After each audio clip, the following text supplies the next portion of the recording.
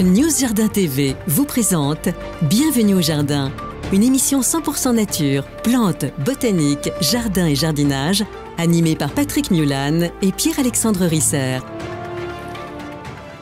Chers amis, bonjour, nous sommes le 29 octobre, c'est notre émission numéro 74 et à côté de moi, j'ai le plaisir d'accueillir comme toutes les semaines Pierre-Alexandre Risser, notre paysagiste. Salut Pierre. Bonjour Patrick.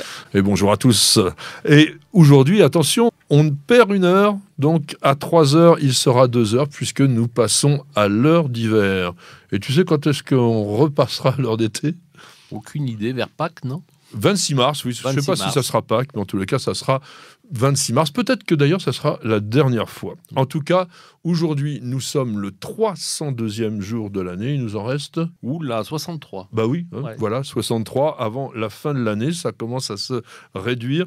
Nous sommes également le 7e jour du signe astrologique du Scorpion et le 8e du mois de Brumaire dans le calendrier républicain français. Alors c'est important, pourquoi ? Parce que aujourd'hui, c'est un jour associé à une plante qui est...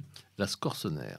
Alors la scorsonère, ça vous dit peut-être rien, la scorsonère, mais en réalité, alors on n'en mange pas tous les jours, mais on la mange sous un nom qui est erroné Le salsifis. et qui est une plante différente sur le plan botanique, puisque déjà dans l'aspect, le salsifis a une racine à une écorce blanche, et la scorsonère, scorsa negra, c'est-à-dire donc l'écorce noire, a une écorce noire. Et au marché, on ne trouve jamais de salsifis, Non, des scorsonères. que l'on vend sous le nom De salsifis. de salsifis. Voilà. Où l'écorce n'est pas toujours facile à éplucher. Ah ouais. Par contre, vous coupez des petites lamelles de salsifis dans une poêle avec un peu d'huile, vous les faites revenir, vous faites des chips de salsifis à l'apéro avec un petit peu de sel, c'est délicieux. Alors, est-ce que tu en as cultivé déjà ? Non, j'avoue que j'ai jamais cultivé de salsifis. C'est une galère totale. La plante pousse très facilement. Ouais. Ça pose Oui. aucun problème. C'est la récolte, c'est l'arrachage. Il faut avoir vraiment une fourche très importante de manière à les creuser pour extraire cette racine qui peut atteindre, 35, 40 cm. 40 cm. Donc il faut y aller si on veut pas en couper des tout petits bouts. Donc il faudrait la cultiver dans du sable. Ben non, c'est pas comme une carotte, c'est une plante qui aime bien les sols consistants, Ouais. qui a besoin de pousser dans des sols qui sont profonds, évidemment, mais qui sont nutritifs. C'est une plante de la famille des astéracées, ce qu'on appelait les composés dans le temps, qui est sans doute originaire d'Espagne, ou du moins de la péninsule ibérique, peut-être aussi du Portugal, Scorsonera hispanica en botanique. Et on en trouve encore, a priori, dans le sud de l'Europe, une forme sauvage, alors que ça fait très longtemps que cette plante a été introduite dans nos cultures, puisque vers la fin du XVIIe siècle, et surtout au XVIIIe, on la consommait régulièrement. La Quintigny, le fameux potagériste du roi, celui qui avait créé le potager du roi pour Louis XIV, il a dit la chose suivante: c'est une de nos principales racines, admirable cuite, soit pour le plaisir du goût, soit pour la santé du corps. Et oui, parce que à l'époque, toutes les plantes étaient utilisées à des fins médicinales, souvent assez farfelues. On conseillait la scorsonère pour les vertiges, pour les problèmes cardiaques, même contre la peste et même contre les morsures de serpents. C'était pas complètement faux. D'ailleurs, souvent, la pharmacopée populaire, elle est sur des bases observées qui ensuite, par rapport à la science d'aujourd'hui, ont réussi à être prouvées. Et on sait que la racine contient quelques substances, alors il y en a très très peu, qui sont efficaces contre certains venins. C'est riche, scorsonère, quand on en mange, il y a des vitamines là-dedans. Oui, ces anciens légumes, de toute façon, il y a beaucoup de fibres, il y a beaucoup de valeurs nutritives. Alors là, on est sur de la vitamine E, il y a de l'acide folique, de la vitamine C. C'est vraiment une plante intéressante au niveau de la minéralisation. Ça se digère pas toujours très très bien. Ça peut créer quelques flatulences, comme on dit. Donc attention quand même quand on en mange. Ça vous fait un peu de ballonnement. Mais c'est très bon. Alors Pierre le disait, râpé, enfin du moins comme des chips, simplement sauté à la poêle ou revenu avec du jus de viande, accompagnant un rôti par exemple, c'est vraiment très très bien. On peut mettre autre chose que uniquement de la scorsonère quand on fait un plat. Culture, donc je disais, sol profond, bien riche en matière organique. On va semer de mars à mai. C'est une plante qu'on cultive de façon annuelle, bien qu'elle soit vivace. Et on peut aussi la cultiver en bisannuel en semant en août-septembre. Dans ce cas-là, si vous semez en août-septembre, vous allez avoir un rendement encore supérieur, donc des racines encore plus longues, encore plus difficiles à arracher. Et sinon, il n'y a vraiment strictement rien à faire pour cette plante. Nous sommes donc le 29 octobre et en 1772 naissait à Grasse quelqu'un que tu connais ? Non, pas du tout. Jean-Henri Jaume Saint-Hilaire. Un naturaliste français qui était aussi un artiste et un bon botaniste parce qu'il a créé notamment en 1805 la famille des Crassulaceae. Famille importante. Importante dans laquelle il y a beaucoup de plantes succulentes. Et il a aussi décrit et nommé Gelsemium sempervirens. Alors c'est une sorte de jasmin. T'en cultives, toi ? On en cultive, on en plante quelques-uns, pas depuis très longtemps. On l'utilise depuis 3-4 ans. C'est une plante grimpante intéressante parce qu'elle a vraiment un feuillage persistant qui ne se dégarnit pas de la base. Une floraison jaune assez jolie en début de saison. Donc c'est une alternative au jasmin étoilé, par exemple. Oui, mais plus frileux. Un peu plus frileux, maintenant depuis 3-4 ans. On verra, le prochain hiver rigoureux. Ça permettra de faire travailler les paysagistes. Et la même année, il a décrit une autre plante que tu connais, le cocotier de mer. On le connaît sous un autre nom un peu plus olé-olé. Je vois l'Odyssea callipige. Mais... Alors lui, il disait l'Odyssea callipige, c'est-à-dire c'est le cocofès qui s'appelle l'Odyssea maldivica aujourd'hui. Il l'a décrit, mais c'est Philibert Commerson qui a signé le nom.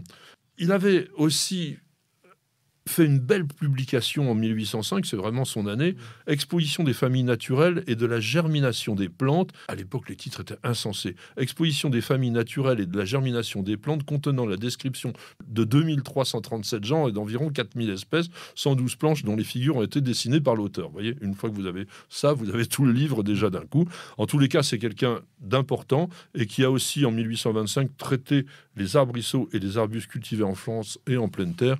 Donc, on voulait lui faire un petit coup de chapeau, d'autant qu'il s'est aussi intéressé aux forêts et qu'il a aussi écrit une flore. Alors, c'est la flore et la pomone française. La pomone, c'est quoi ? La pomone, c'est l'histoire des fruits. Voilà, c'est l'histoire des fruits, la science des fruits, la pomologie qu'on dit aujourd'hui. 29 octobre, fête de Sainte Nicaise, qui était un évêque de Jérusalem. C'est aussi la sainte Zénobe ou Zénobie, qui a été martyrisée à Antioche en Syrie en 304. Alors, je ne sais pas si on s'appelle beaucoup Narcisse ou Zénobe ou Zénobie aujourd'hui, mais quand même, tu as un petit dicton. Bah oui, à la Saint-Narcisse, croque tes comices avec délices. Alors, c'est quoi les comices ? Les poires. Les poires doyennées du comice, qui sont effectivement délicieuses. Moi, je vous dirais à la sainte Zénobie, plantez une zénobie si le cœur vous en dit. Alors, c'est quoi une zénobie ? C'est un petit arbuste que les botanistes appellent Zénobia pulverulenta et qu'on appelle couramment plutôt le muguet en arbre. Oui, alors c'est un arbuste qui est très beau par son feuillage. Il a un feuillage gris bleuté absolument magnifique. Muguet en arbre, pourquoi ? Parce qu'il a des fleurs qui vont ressembler à des clochettes de muguet qui apparaissent au printemps. Très joli arbrisseau, je pense plutôt pour une terre acide. Terre de Bruyère. Et qui tient plutôt bien au froid, je dirais jusqu'à moins 12, moins 15. On en a au jardin, on a mis même en pot, ça va très très très bien. Et puis dernier petit dicton, neige le jour de Saint-Narcisse, pour le blé est un bénéfice.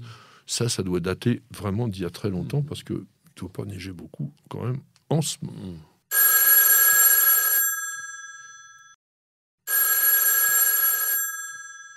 Mon cher Pierre, Mimi Bouze nous pose une question un peu curieuse. Le palmier est-il un conifère ? Évidemment pas. Alors je ne sais pas pourquoi il a imaginé que le palmier pouvait être un conifère, hormis le fait que ce sont des plantes très anciennes sur le plan paléontologique. Et le feuillage est persistant.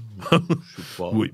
Alors en tous les cas, les palmiers constituent une famille bien particulière qu'on appelle les Arécacées, et ce sont des monocotylédones. Donc c'est vraiment un groupe de plantes à fleurs et qui vivent uniquement dans les régions chaudes.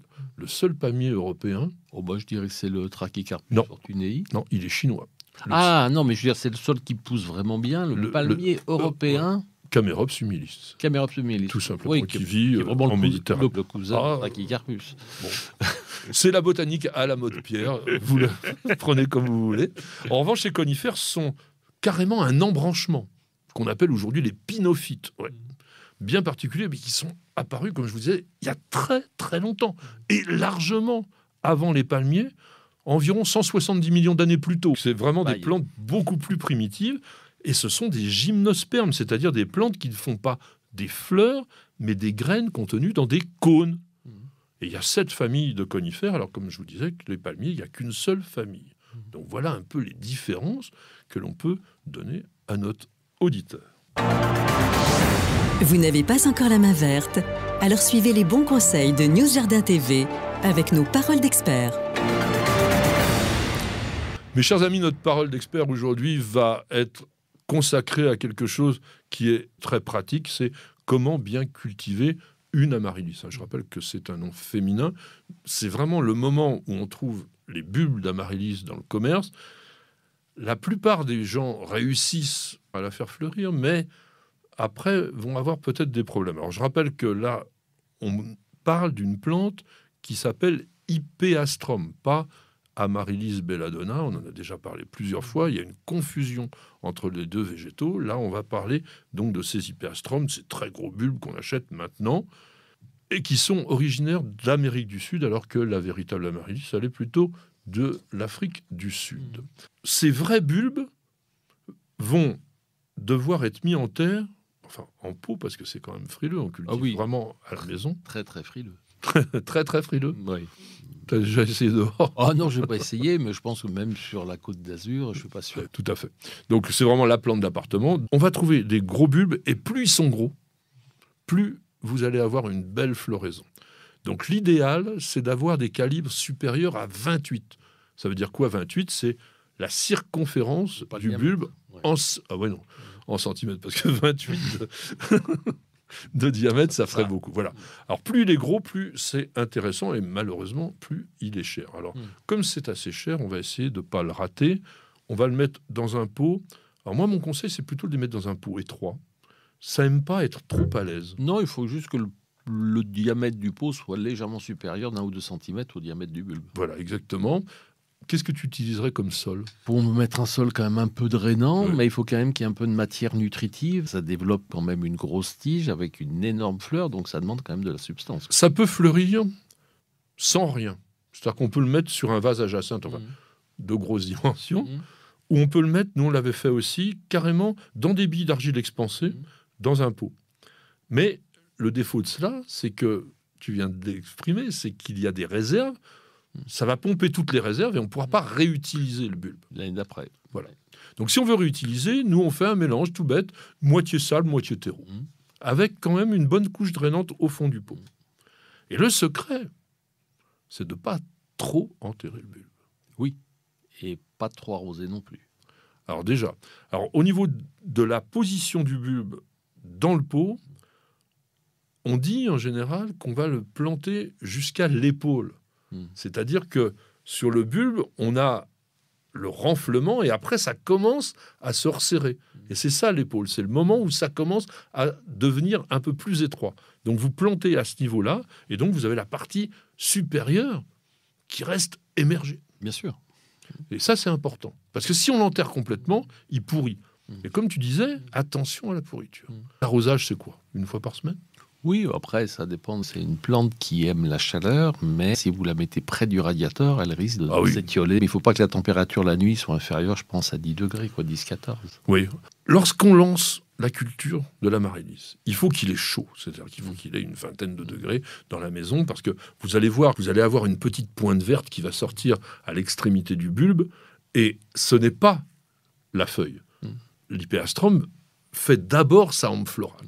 Donc ça va grandir et ça va vite. Ouais. Quand c'est parti, ça va vite. Donc tant qu'il est en croissance, vous le laissez au chaud dans votre intérieur.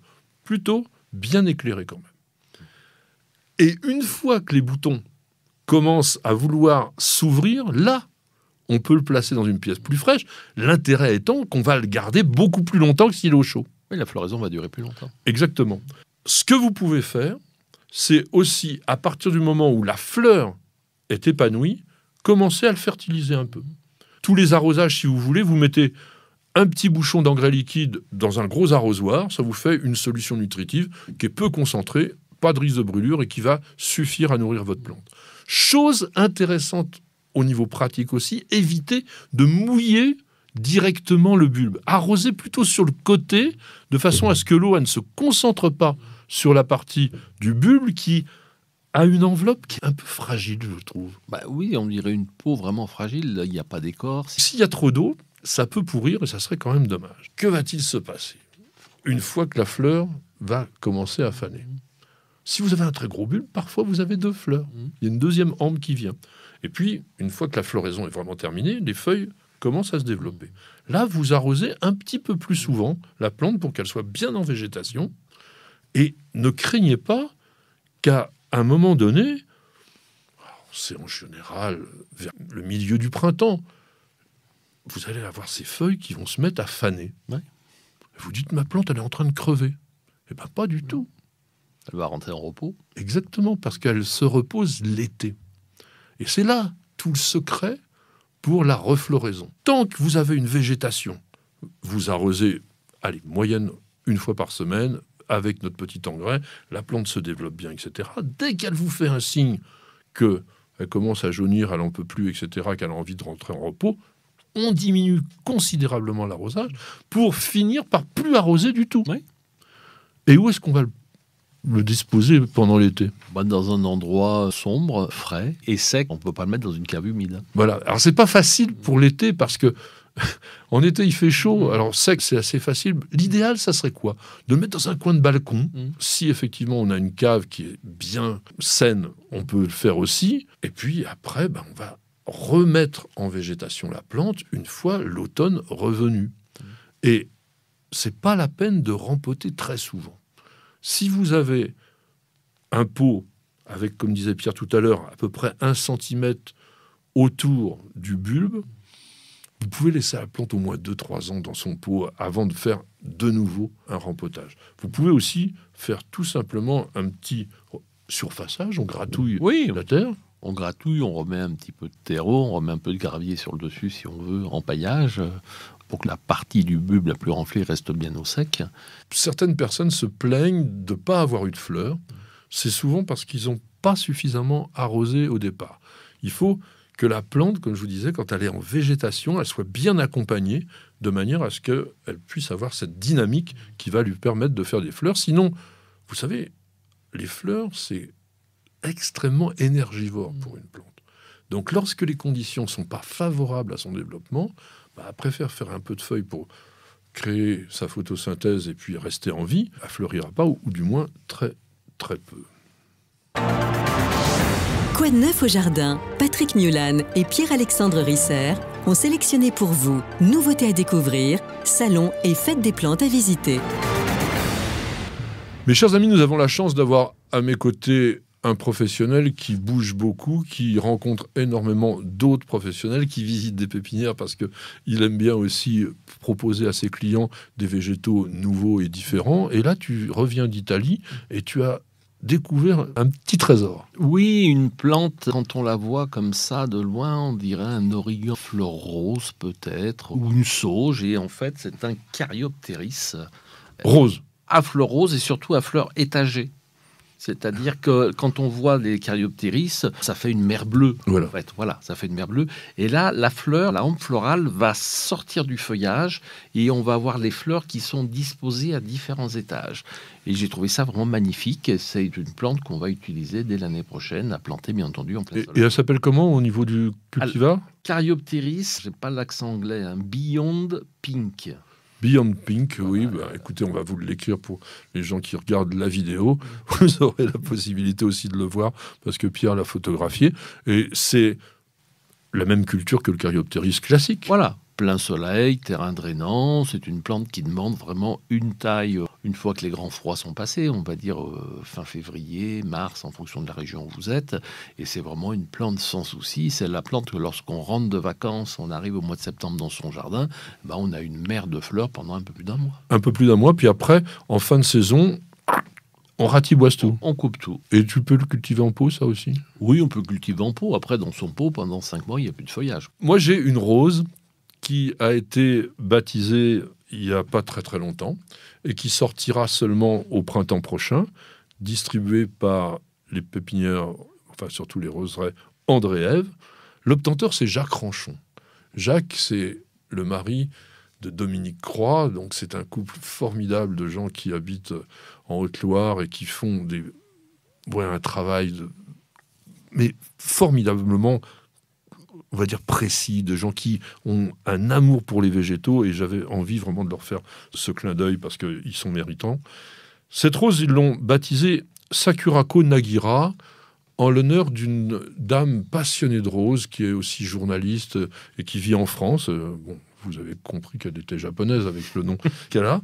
Et cette variété a obtenu quand même le médaille d'argent au concours d'Orléans en 2021, parce que vous savez que les roses, avant qu'elles arrivent sur le marché, elles passent vraiment dans des tas de circuits au niveau professionnel, on regarde comment ça pousse, etc. Et il y a ces concours. Et le concours d'Orléans est très intéressant parce que c'est sur la remontée.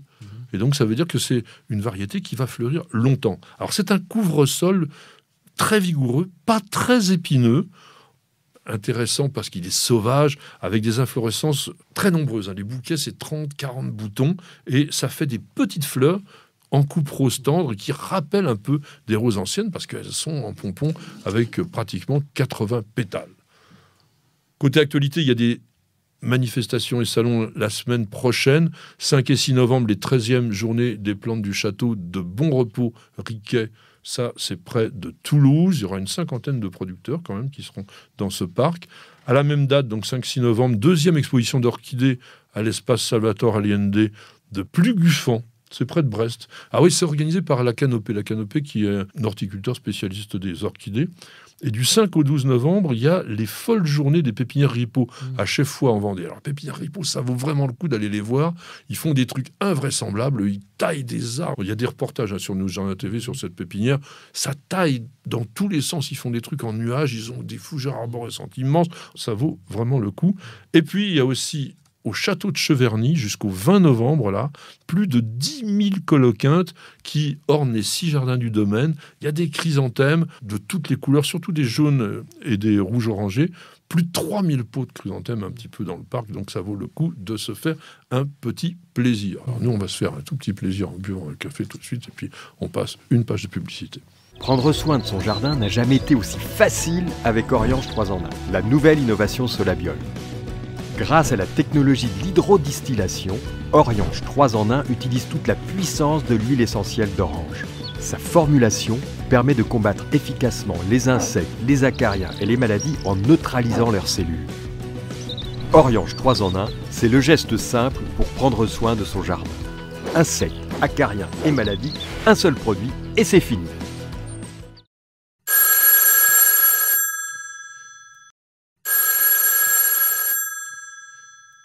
Une question, mon cher Pierre, c'est 2 personnes qui nous ont écrit. Il y a Maki Belmi et il y a Yvon Grange, parce qu'ils nous disent quoi ? Que dans une vidéo que vous avez consacrée au noisetier, vous n'avez pas cité les différentes espèces et leurs particularités. Pouvez-vous combler ce manque, tant pour les formes fruitières que décoratives ? Il est vrai que dans une vidéo, on ne peut pas tout dire. Là, on avait essentiellement présenté la plante sur le plan botanique, plus la plantation, la culture. Maintenant, on va répondre à ce qui est demandé. Corylus, 17 espèces, on cultive surtout au niveau fruitier, donc Corylus avellana. Est-ce qu'il y en a des noisetiers que tu adores ? Le plus connu, Fertile de Coutard, à mon avis, c'est celui qui est le plus cultivé. Et après, il y a plein d'autres variétés, aussi bien françaises et des variétés italiennes, parce que dans le nord de l'Italie, on cultive aussi énormément de noisetiers. Il y a Ségorbe. Ségorbe a des fruits ronds, a priori est très très parfumé. C'est des variétés qui sont très cultivées au niveau professionnel. Pour le jardin, vous pouvez cultiver une vieille variété qui s'appelle Aveline, qui a un goût qui est vraiment très agréable.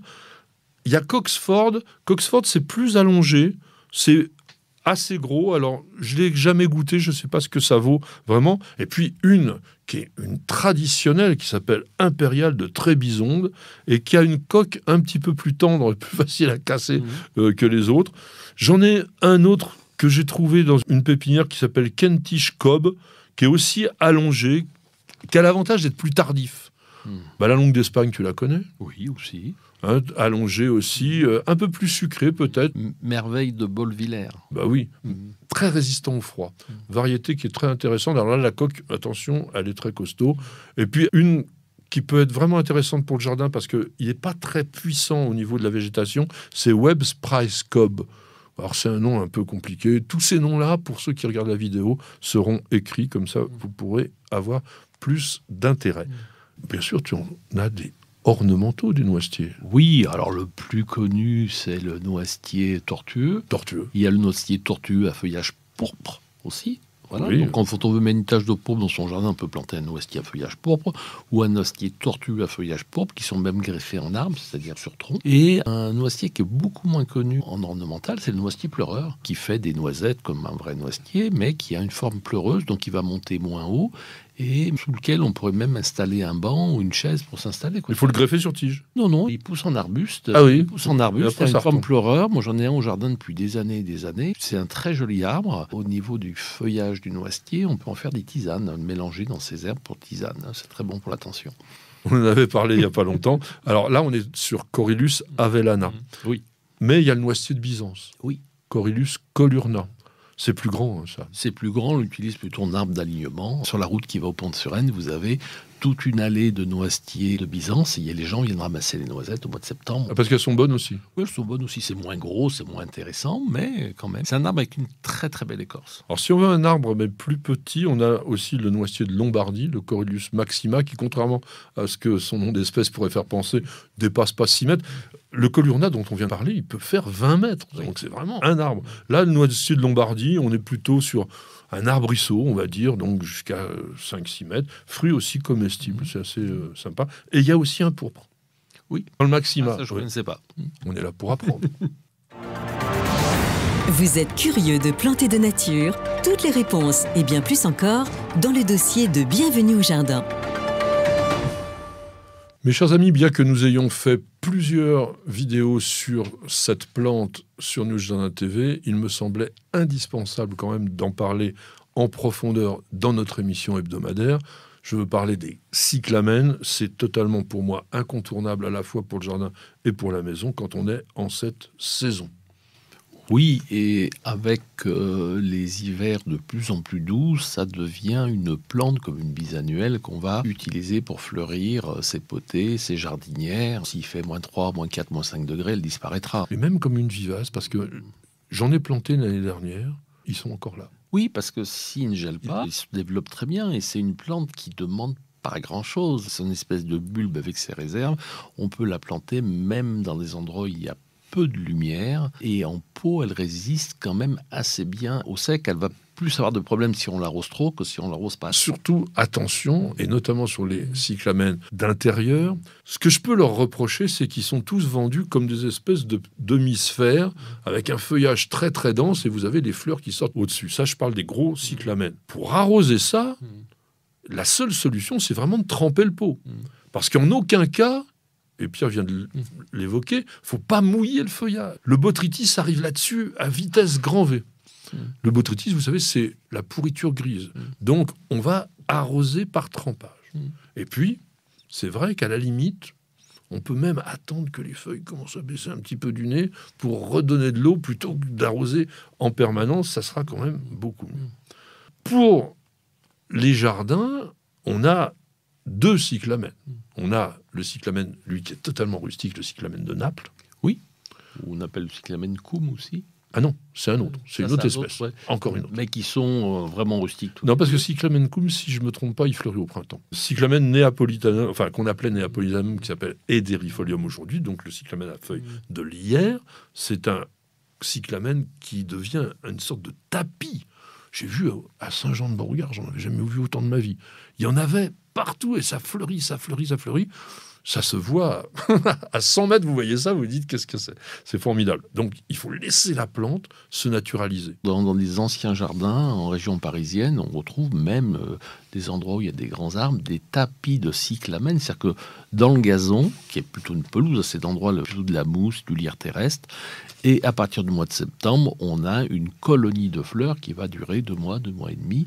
Et c'est une plante qui demande quasiment aucun entretien. Alors, c'est vrai, et ça veut ou ça veut pas. Ah, ça c'est clair, c'est comme tous les bulbes, soit ils se plaisent, ils se naturalisent, soit ils disparaissent. Voilà. On pourrait croire que ça va pousser plutôt dans un sol très humifère, acide. le cyclamen éderifolium aime bien les sols plutôt alcalins. Donc, si vous avez un sol calcaire, là, vous pouvez enrichir, bien sûr, de compost. Le plus important étant, ça doit être très, très bien drainé. Nos cyclamens que l'on trouve en abondance actuellement dans les jardineries sont tous des cyclamens de Perse. Cyclamen persicum, qui a été hybridé de chez hybridé. On avait déjà évoqué les établissements Morel. Il y a des reportages sur nos jardins TV sur ces établissements qui sont exceptionnels. C'est les numéros 1 au monde. Oui, je pense. Oui. Ils hybrident, ils créent des nouvelles variétés et ils essayent d'avoir des variétés qui vont pouvoir pousser à l'extérieur et être le plus rustique possible, quoi. Voilà, et qui sont très intéressantes pour apporter une floraison à une époque où dans ces pots, dans ces jardiniers, on n'a pas grand-chose à planter. On a quand même maintenant un assortiment, mais ça va très très bien par exemple avec des euchères. Ça va bien aussi avec tout ce qui est ajuga, toutes les petites plantes à feuillage qu'on a en ce moment. Et ça fait quelque chose qui dure et qui est bien. Même d'ailleurs peut-être avec des viola cornuta. Viola cornuta avec de la bruyère. Et ce qui peut être intéressant aussi, c'est d'acheter de la mousse des bois. Et on fait des potées ou des jardinières, on met ces cyclamens, on installe de la mousse des bois autour. Et le contraste entre la mousse, le feuillage du cyclamen et les fleurs du cyclamen, c'est vraiment très joli. Il faut faire attention avec la mousse des bois que ça ne garde pas quand même trop d'humidité. Mais sinon, c'est vrai, c'est une bonne idée, tout simplement parce que à l'origine, le cyclamen de Perse, il pousse en sous-bois, comme le cyclamen de Naples que l'on a vu précédemment. Lumière plutôt tamisée, plante quand vous la mettez à la maison, qui se sentira beaucoup, beaucoup mieux autour de 18 degrés maxi, mais surtout pas plus. Et que vous pouvez même maintenir pour avoir une potée qui dure plus longtemps, dans la nuit, soit dans une serre froide qui descend autour de 8-10 degrés, soit près d'une fenêtre, de façon à ce que la plante puisse se rafraîchir. Vous pouvez aussi regarder la météo, et puis si on vous dit qu'il va faire une certaine douceur, vous mettez ça dans un petit coin à l'extérieur pendant la nuit, et puis le jour, vous le remettez à la maison, et ça repart. Mais bien sûr, c'est pas du tout une plante exotique, et elle a besoin d'une différence de température jour-nuit pour se porter bien. Exactement. Alors, fertilisation, est-ce qu'il en faut?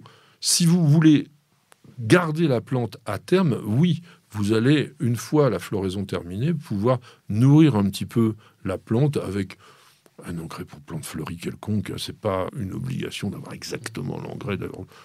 L'engrais cyclamen, je crois qu'il n'y en a pas dans le commerce. Il faut pas trop doser l'engrais. Ça, c'est vraiment important pour que la plante ne crame pas. Comme disait Pierre, c'est pas un bulbe, mais un tubercule, un organe de réserve. Donc, elle a quand même la possibilité de redémarrer assez bien. Au niveau entretien, pas grand-chose, enlever les feuilles fanées. Quand ça jaunit. Quand ça jaunit. Après, pour les jardins, ce qu'il faut bien voir, c'est que dans ces cyclamens, on a ce qu'on appelle le mini-cyclamen. C'est-à-dire qu'un cyclamen qui va avoir des feuilles plus petites, des fleurs plus petites, mais qui sera beaucoup mieux pour l'extérieur que le gros cyclamen. Le gros cyclamen, il va aller très bien sur la Côte d'Azur, où ils en font des massifs, mais là, au nord de la Loire, il vaut mieux planter le mini-cyclamen. Certaines variétés sont un tout petit peu plus rustiques. Elles sont plus rustiques, puis il y en a des incroyables. On en a vu des formes maintenant, il y en a des frisottés, il y en a des bicolores. Enfin, vraiment, il y a des trucs extraordinaires, et puis vous avez l'occasion de faire vraiment des massifs. Un petit conseil pratique, c'est quand même d'essayer de retirer les fleurs fanées aussi. Et ça, il y a une technique. Il faut tirer dessus. Ah oui. Mais ça vient entièrement. Ah oui. Et ça, j'avais pas l'habitude de ça. On tire dessus et ça vient tout seul quand c'est en fin de floraison. Et ce qu'on peut ajouter, c'est que vous avez des variétés qui sont parfumées, donc ce qui ne gâche rien. Oui. Alors, c'est pas un parfum qui diffuse très loin, il faut mettre un peu son nez dessus, mais c'est d'une grande subtilité et c'est extrêmement intéressant. C'est aussi une plante dont on peut couper les fleurs pour en faire des bouquets. Ça tient bien en vase. Très, très bien. Et qu'est-ce que l'on va faire après la floraison pour le garder? Il faut nourrir un peu le feuillage, c'est comme toutes les plantes qui font des réserves, les bulbes, les tubercules. Il faut que le feuillage puisse alimenter ces réserves. Et quand le feuillage commence à fatiguer, c'est-à-dire rentre en repos végétatif, à ce moment-là, le garder que dans un endroit sec et frais. Ça se cultive en fait comme l'hypéastrum dont on a parlé précédemment. Et à partir de juin, on va arroser la plante et puis vraiment être tranquille. Conseil quand même au niveau de la plantation, il ne faut pas trop non plus enterrer. Comme les pastormes, on n'enterre pas complètement. Il faut laisser affleurer la partie supérieure du tubercule. Et puis, tu nous disais donc tout à l'heure ce fameux cyclamen cum. C'est un cyclamen qui fleurit de décembre à mars, qui est dans les mêmes couleurs, rose, blanc, rouge, rose, etc. Et que l'on appelle aussi cyclamen orbiculatum ou cyclamen de l'île de Kos.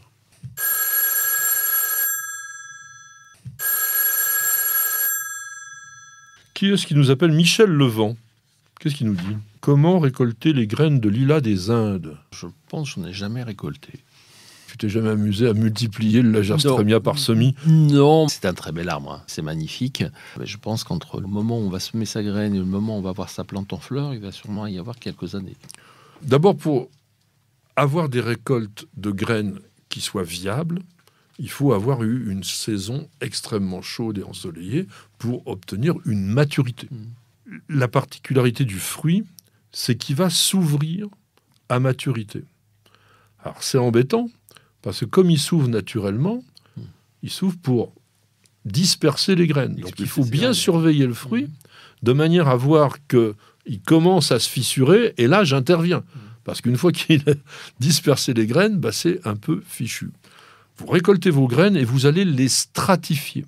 Les stratifier, ça veut dire les mettre dans une terrine, dans du sable, qui sera maintenu très légèrement humide et que vous mettrez dans un endroit où il ne gèle pas, tout simplement pour pouvoir ramollir le tégument et en même temps obtenir ce qu'on appelle une vernalisation, c'est-à-dire quand même le passage un peu d'une certaine fraîcheur.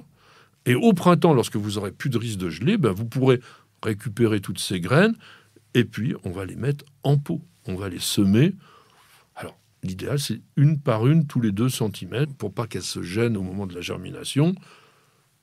Terreau de semis, ça fonctionne. Nous, on aime beaucoup, beaucoup alléger les terreaux de semis avec de la perlite, parce que sinon, on a des risques de fonte de semis. Vous allez couvrir tout ça avec une cloche ou un sac plastique et attendre environ 3 semaines pour que les plantules germent. Et lorsqu'elles auront une dizaine de centimètres, vous les repiquerez dans un godet individuel. Franchement, ça a peu d'intérêt. Pourquoi? Parce que vous risquez d'avoir une population très disparate, très hétérogène, et on utilise en général le semis uniquement dans la perspective de trouver une variété nouvelle. Sinon, les professionnels font des boutures. Nous, on ne va pas faire des boutures, mais on va s'arrêter très très peu de temps pour une petite page de publicité. Pour une récolte abondante et de qualité, choisissez la gamme d'engrais Solabiol, potager et verger, utilisable en agriculture biologique. Composé de matières premières 100% d'origine naturelle, il libère progressivement et durablement tous les éléments nutritifs dont vos cultures ont besoin. Pour l'application, rien de plus simple. Épandez l'engrais au sol, griffez légèrement pour l'incorporer, puis arrosez. 2 à 3 apports dans la saison suffiront. Solabiol, le partenaire de votre jardin nourricier au naturel.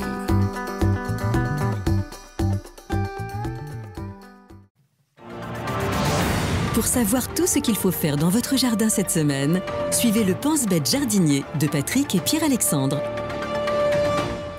Mon cher Pierre, nous sommes bien au cœur de l'automne et nous allons nous emmener jusqu'au 5 novembre prochain, au cours de la semaine prochaine. Est-ce que tu as des choses particulières que tu as programmées? Le jardin va rentrer en sommeil et on risque d'avoir des températures qui vont être un peu froides.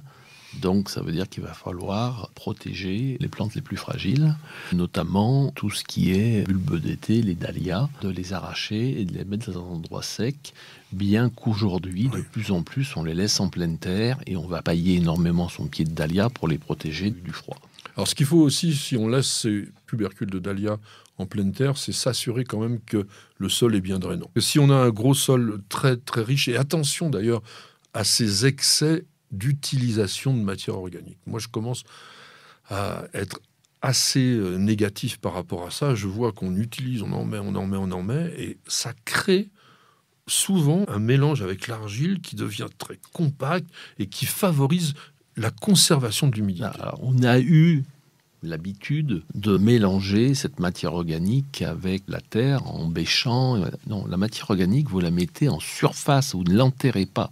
vous mettez 3-4 cm de matière organique en surface, et c'est les vers de terre qui vont venir s'en nourrir pendant l'hiver, qui vont la mélanger à la terre. Vous n'avez rien à faire. C'est eux qui font le boulot. C'est eux qui font le boulot, c'est eux qui aèrent votre sol. Mais en effet, les dahlias n'aimeront pas si vous avez une terre qui garde énormément l'eau l'hiver. Le tubercule risque de pourrir. Et puis vous pouvez avoir aussi, ça peut être mangé par les mulots. Ça, attention aux rongeurs qui souvent sont un peu en disette, et pour eux, les dahlias sont un repas tout à fait valable. Dans le même esprit que ce que disait Pierre, il est temps d'arracher toutes les plantes aromatiques que vous pouvez avoir et qui sont encore en bon état. Il peut y avoir des ciboulettes, il peut y avoir du persil, et puis de les placer sur la fenêtre de la cuisine, dans un endroit un peu abrité, pour en profiter plus longtemps. Bien sûr. Le basilic, ça c'est terminé. Dès qu'il y a 5 degrés, ça dégage, mais il y en a quand même dans ces aromatiques qui sont relativement rustiques. Il y a une chose aussi qu'il faut penser, les agrumes. On va essayer de rentrer, ou du moins de protéger au maximum contre le froid, mais n'oubliez pas de les arroser. Ils sont toujours en activité. On a souvent tendance à penser que les plantes entrent en dormance systématiquement à l'automne, pas les agrumes. Surtout pas les agrumes. Quand est-ce qu'il pleut dans le climat méditerranéen? Il pleut énormément l'hiver. Les agrumes ont besoin de beaucoup d'eau en hiver, parce que c'est là qu'ils font leurs fleurs et qu'ils vont faire leurs fruits. Il faut vraiment les arroser. Et s'ils sont en pot, il faut vraiment, tous les 8-10 jours au minimum, les arroser pendant tout l'hiver. On peut se faire aussi un petit plaisir jardinier en faisant des boutures à bois sec en ce moment, avec les arbustes à feuillage caduc. Qu'est-ce qui marche très très bien? Ce qui marche très bien, c'est l'hortensia. L'hortensia, c'est facile. Le rosier, c'est facile aussi. Alors pas tous, parce qu'il y en a certains, notamment dans les variétés un peu modernes. Mais les rosiers anciens, ça se bouture très bien. Oui. Ghislaine de Féligonde, voilà, c'est très facile. Les spirées. Les petits fruits aussi, quand même, les groseilliers framboisiers. Ça, c'est très facile. Le groseillier, le cassis. Oui, on peut vraiment s'amuser. Alors, n'en faites pas trop, parce qu'après, vous ne saurez plus quoi en faire. Alors, vous pourrez toujours les donner à vos voisins. Voilà, on peut en donner aux copains quand même. On peut continuer encore la plantation des bulbes, au moins jusqu'à la mi-novembre. Si vous n'avez pas eu encore le temps, vous pouvez y aller. Moi, j'ai quand même constaté que les rayons bulbes dans les jardineries étaient en diminution. Donc, regardez un peu quand même sur Internet ce qui se fait. Vous allez trouver, je pense, beaucoup plus d'offres, de choses plus intéressantes que les jardineries qui ont du mal, je pense, à écouler des bulbes, et donc ils réduisent un peu. Planter des bulbes à l'automne, c'est vous assurer un mois de février, un mois de mars, un mois d'avril, avec des explosions de fleurs dans le jardin, mais surtout ne vous en privez pas, quoi. Alors c'est aussi le moment de donner votre tondeuse à réviser à un professionnel. On oublie souvent cela, on attend le printemps alors qu'à ce moment-là, ils vont être complètement submergés. En ce moment, ils sont relativement tranquilles. Vous payerez certainement un peu moins cher, il peut y avoir des promos, et puis vous serez sûr au printemps que votre tondeuse redémarrera. On va aussi nettoyer, c'est vraiment la grande période de nettoyage en ce moment. Les feuilles commencent à tomber, mais il y a encore des herbes. Il y a eu une poussée d'herbes, même s'il pleuvait pas beaucoup, vraiment au mois de septembre et octobre. Moi, j'ai été un peu submergé au jardin. La petite jardinière, là, elle a fait du boulot. Et puis, les balcons, il faut les protéger des vents dominants. On ne le fait pas suffisamment, et je pense qu'il faut imaginer des plantations, des claies, des choses comme ça. Surtout si vous plantez des plantes un peu fragiles, l'hiver, il n'y a pas que le froid qui est écrit sur le thermomètre. Il y a la température ressentie, c'est ce que ressent la plante. Et donc, si vous avez un vent d'est, un vent du nord, avec un -3, -4, il peut faire -8, -9 pour votre plante. Donc, il faut vraiment les protéger des courants d'air. Protéger les courants d'air, et en ce moment, au potager, eh bien, vous allez remettre un petit peu en état, où vous faites un paillis un peu partout de façon à couvrir le sol. Il y a des petits semis, par exemple des laitues de printemps, ça peut déjà se semer. Vous pouvez aussi, surtout pour le verger, ramasser tous les fruits qui restent sur les arbres, qui sont momifiés. Ça transmet la maladie qui s'appelle le monilia. Et puis tout ce qui est en conservation, regardez régulièrement de manière à ce que le moindre fruit abîmé, il sort tout de suite de la conservation pour pas contaminer tous les autres. Découvrez les meilleures nouveautés de l'édition Jardin, sélectionnées par Patrick et Pierre-Alexandre. Mes chers amis, Pierre nous a apporté cette bande dessinée que je ne connaissais pas parce que je ne lis pas de bande dessinée, vous voyez, je vous dis tout, qui est écrite par un auteur qui s'appelle Zepp, qui a un titre anglais, The End, donc la fin, et qui est édité par Rue de Sèvres. Pourquoi nous as-tu apporté ce livre ? Pourquoi j'ai apporté ce livre ? C'est rare qu'en bande dessinée, on traite réellement d'écologie. Et ce livre, moi, m'a vraiment passionné. C'est l'histoire de chercheurs qui sont sur une île. Et qu'est-ce qui se passe ? Eh ben, il y a des gens qui meurent sur la planète, à plein d'endroits différents. On se demande ce qui se passe. Je ne vais pas vous raconter toute l'histoire, mais les hommes, nous sommes apparus sur la planète après les plantes. Les plantes gèrent la planète et qu'à un moment, elles trouvent qu'on fait un peu trop de bêtises et elles nous gèrent. Voilà, je ne vous en dis pas plus, mais c'est passionnant. Ça parle de l'intelligence des plantes, des arbres, et je pense que dans les décennies qui vont venir, on va en apprendre beaucoup plus sur les plantes et on verra qu'elles sont certainement plus évoluées. Mais c'est un peu de la science-fiction, c'est quand même pas basé sur des faits scientifiques. C'est un peu les deux. Bien sûr, il y a des faits scientifiques. Alors, bien sûr, et on extrapole. On extrapole, tout à fait. Et c'est vraiment très bien écrit, très bien dessiné. Vous verrez qu'il y a des personnages dans ce livre que vous reconnaîtrez. Ça coûte 19 €. C'est pour plutôt les adultes, quand même. Oui, adolescents, adultes, mais on peut le raconter aussi aux enfants. Il ne faut pas qu'ils fassent des cauchemars. Ah, voilà. Parce qu'en fait, on se culpabilise beaucoup. C'est la mode en ce moment. Mais il est vrai aussi que ça parle de démographie, je crois aussi. On était un peu trop nombreux et donc les plantes se vengent et elles vont un peu éliminer le surplus, malheureusement. Les branchages et bois morts au jardin, c'est un titre qui est tout à fait original, tout à fait étonnant, de Gilles Leblay chez Terre Vivante. Alors, qu'est-ce qu'il nous fait ? Il nous raconte un tout petit peu à quoi peut servir tout cela dans le jardin. Les vieilles souches, comment le bois disparaît, quels sont les animaux ou les autres végétaux qui vont permettre leur transformation, l'importance aussi qu'il peut y avoir d'avoir du bois mort pour servir d'abri. C'est extrêmement passionnant. C'est pas du tout habituel comme livre. C'est très complet. Il vous parle de beaucoup de choses. Il vous présente aussi tout un tas d'animaux dont on ne soupçonnerait pas forcément l'existence dans le jardin. Le hérisson, évidemment, mais vous avez aussi, vous voyez, par exemple, comme ici, tous les abris utiles pour la faune de son jardin. Quand on veut créer une sorte d'écosystème dans le jardin, eh bien, il ne faut pas forcément tout ramasser. C'est ce qu'on vous raconte aujourd'hui. Non, mais c'est le problème de notre notion de propreté, oui. Où le jardin doit être propre comme la salle de bain. Une herbe qui pousse dans une infractuosité du trottoir, c'est pas ça, donc il faut la laisser. Et dans le jardin, c'est la même chose.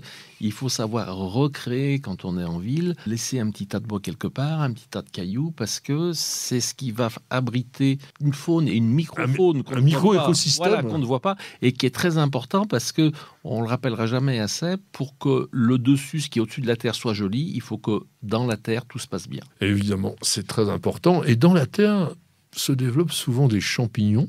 Certains sont toxiques. Et il y a un livre chez Delachaux-Niestlé de Philippe Rioux qui vient de sortir, qui s'appelle donc Champignons toxiques, qui nous permettent d'identifier 200 espèces avec tous les syndromes qu'ils vont pouvoir nous donner. C'est très très bien illustré, c'est très précis. Comme beaucoup de livres de mycologie, c'est tout à fait accessible à tout le monde. C'est précis aussi sur les risques, avec le temps où les symptômes commencent à apparaître, la gravité des symptômes. Ça peut être un peu inquiétant au bout d'un moment, mais ça vous permet surtout d'avoir une documentation extrêmement précise et complète sur tous les champignons qui pouvaient être redoutables. Parce que vous avez, par exemple, regardez, on a un bolet rouge ici, un bolet à pied rouge, ça ressemble énormément au bolet comestible. Et là, bon, alors, on ne va pas mourir avec le bolet à pied rouge, mais vous pouvez avoir quand même des problèmes gastriques avec certains champignons, donc champignons toxiques. C'est un livre qui coûte 24,90 €. Un bon livre pour votre bibliothèque.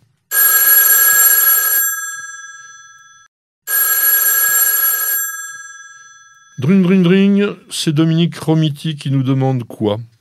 La bouillie bordelaise incolore est-elle efficace ? Que contient-elle ? Alors, si la bouillie bordelaise classique, c'est du sulfate de cuivre avec de la chaux, la bouillie bordelaise incolore, c'est de l'hydroxyde de cuivre. C'est une efficacité qui est tout à fait similaire parce que c'est le cuivre, l'ion cuivre, qui a un effet fongicide. Alors, attention, j'insiste lourdement, la bouillie bordelaise, ou dans ce cas-là, l'hydroxyde de cuivre, c'est pas la panacée universelle. Ça ne sert qu'à empêcher les maladies, donc les champignons, de se développer sur les plantes. Quand la maladie est là, ça sert à rien.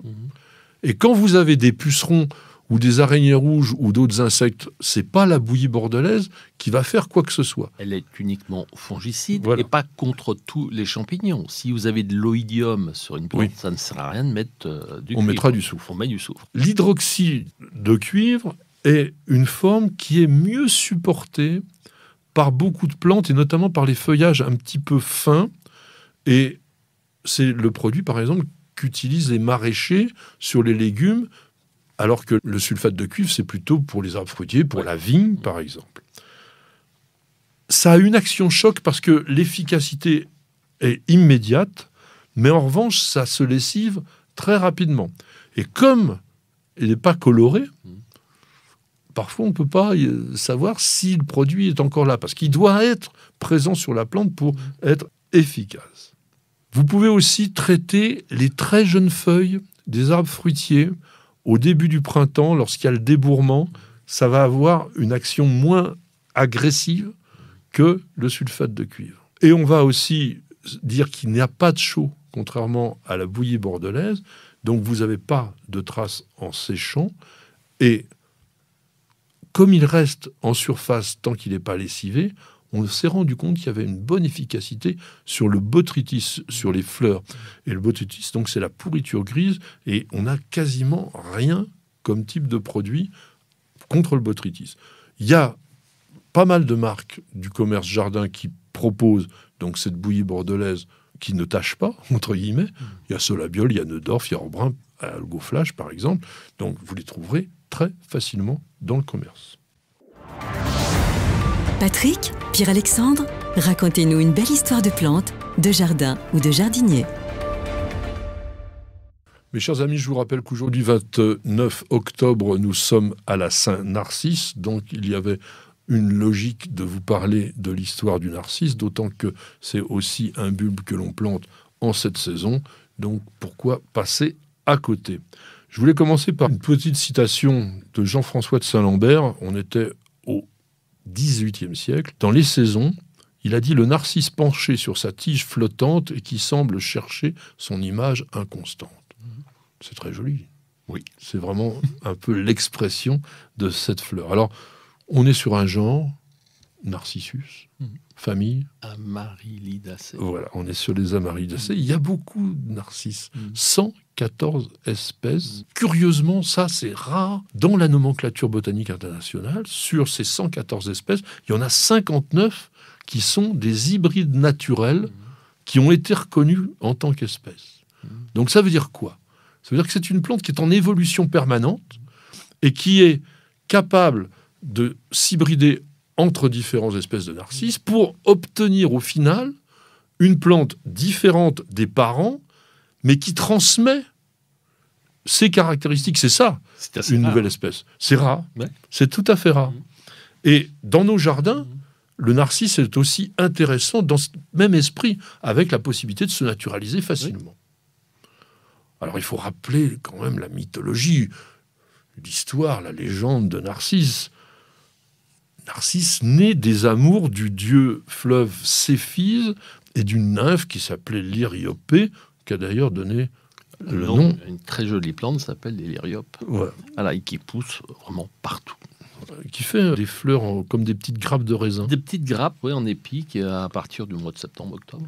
Alors qui était Narcisse ? C'était un jeune homme absolument superbe, que toutes les nymphes vraiment adoraient, mais il était extrêmement égoïste, à tel point qu'il ne s'intéressait à aucune de ces superbes nymphes qui étaient autour de lui, et que la plus belle, qui s'appelait Écho, elle était tellement dingue de lui qu'elle en est morte de déception. Narcisse, il avait une malédiction, parce qu'à sa naissance, il y avait un devin qui s'appelait Tirésias, qui avait prédit que cet enfant vivrait aussi longtemps qu'il ignorerait son image. Et un jour, après avoir été à la chasse, il avait soif et il s'est penché sur une nappe d'eau pour boire, comme une fontaine. Et tout d'un coup, il voit son reflet. Il est tombé raide dingue de son reflet et il a été incapable de faire autre chose que de rester comme ça, figé au point qu'il est mort en languissant, et il n'avait pas la possibilité, évidemment, de s'aimer lui-même. Et petit à petit, il s'est enraciné sur les berges de cette fontaine, et il s'est transformé en cette fleur.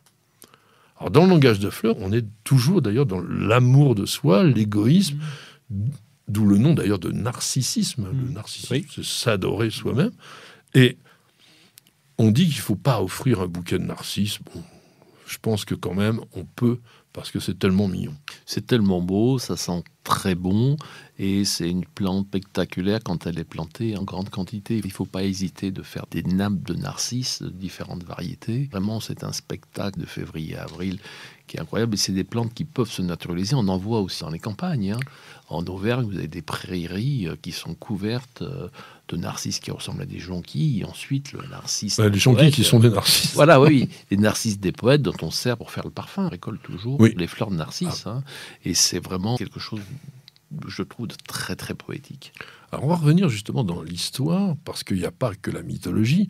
La Bible mentionne d'ailleurs les narcisses qui poussaient dans le jardin d'Éden, et on associe souvent cette fleur, quand il est blanc notamment, à la Vierge Marie, et on l'appelle la rose de la Vierge. Alors c'est vrai qu'on est très très loin de la rose, c'est un symbole de la résurrection, et ça rappelle aussi qu'il faut combattre la vanité. En fait, là, on est dans l'opposé. C'est justement éviter d'être comme ça. Et chez les musulmans, le narcisse, il est tout droit, le narcisse, mais il a une tête penchée. Eh bien, c'est un symbole d'humilité. C'est l'homme qui se penche en dévot et qui se consacrera au service d'Allah. Dans toutes les religions, ça évolue petit à petit, mais on reste vraiment sur quelque chose qui est important. Le narcisse, dans l'histoire, on dit que le prince de Condé, qui avait reçu Louis XIV dans sa propriété de Chantilly, aurait dépensé 1000 écus de jonquilles pour célébrer son roi, qui aimait beaucoup les plantes et le jardin, on l'a bien vu après, avec Versailles. Et les jonquilles, alors donc ces narcisses sauvages, avaient l'honneur de décorer toutes les salles de fête lors des bals de printemps qui étaient donnés à la cour du roi, et on en plantait aussi dans les parterres du jardin avec des jacinthes. Cette fameuse jonquille des bois qui s'appelle Narcissus pseudo-narcissus, qui est caractérisée par sa petite trompette, ça aussi, il faut laisser pousser, ça se naturalise. Et c'est des plantes qui se conservent aussi très bien en bouquet, c'est-à-dire qu'on peut faire des bouquets au printemps, ça se conserve très bien, avec très peu d'eau. On peut vraiment décorer sa maison avec des bouquets de narcisses. Alors, est-ce que tu sais que c'est une plante toxique ? Ah oui, ça, on n'en mange pas. On n'en mange pas, mais les animaux sauvages n'en mangent pas non plus. Donc si vous voulez être tranquille avec des bulbes qui vont fleurir systématiquement dans votre jardin, plantez des narcisses. On a vu, j'avais déjà raconté, mais je vais vous le redire parce que c'était tellement incroyable, à l'entrée de la ville de Fontainebleau, un jour, on arrive et qu'est-ce que l'on voit ? Toutes les pelouses étaient défoncées par les sangliers. Et il y avait les massifs de narcisses intact. Pas un seul avait été touché. On s'est dit, bon sang, pourquoi ? Et à l'époque, je ne savais pas que c'était toxique. Et c'est en allant au jardin de Berchigrange que Thierry Dronet m'a expliqué ça. Parce qu'à Berchigrange, dans les Vosges, il faut y aller. Au moment des narcisses, il a la collection nationale, d'ailleurs, je crois, incroyable. Oui, il y a 500 variétés différentes. Il en plante 40 000 dans son jardin. Enfin, il faut dire que Monique et Thierry, c'est des staccanovistes du jardin. Ils ont un jardin exceptionnel, mais ils y passent un temps fou, et c'est vraiment très, très, très, très, très beau. Et pour terminer, c'est quand même une fleur aussi emblématique dans d'autres pays que chez nous, et notamment en Chine, où on dit que c'est la fleur immortelle de l'eau. Il y a toujours cette connotation de la proximité de l'eau, et c'est aussi l'emblème du pays de Galles. Alors, il y a le poireau, mais il y a aussi le narcisse, parce que la coutume veut que l'on porte cette fleur à la boutonnière le jour de leur fête nationale, qui est le 1er mars. Et c'est vrai qu'au 1er mars, il n'y a pas toujours beaucoup de fleurs disponibles. Et là, généralement, le narcisse est en fleurs. Et pour dire d'ailleurs, j'ai remarqué une chose, c'est que d'année en année, j'ai l'impression que ça fleurit plus tôt. Bah oui, les hivers sont de plus en plus doux. Et la durée de la floraison dépend de la température. C'est-à-dire, si on est sur des températures qui sont un peu fraîches, la floraison va durer très longtemps. Si on a une pointe de chaleur à ce moment-là, la floraison va être beaucoup plus réduite. Il ne faut pas qu'il pleuve non plus. Et ce qu'on peut dire aussi, c'est que les narcisses à petites fleurs multi-têtes, fleurissent beaucoup plus longtemps. Notamment, il y a une variété qui s'appelle tête à tête qui peut durer pendant un mois et demi de floraison. Donc ça, c'est assez intéressant dans les jardins et sur les terrasses. Je dirais même très intéressant. Narcisse est un prénom masculin qui se fête aujourd'hui, comme je l'ai dit, 29 octobre, mais Jonquille est un prénom féminin qui se fête le jour de la Sainte Fleur, le 5 octobre. Avec cette évocation se terminera, mes amis, notre émission. Pierre, merci beaucoup d'avoir participé. Merci Patrick. Merci d'être là avec nous. Il nous apporte beaucoup dans sa réflexion.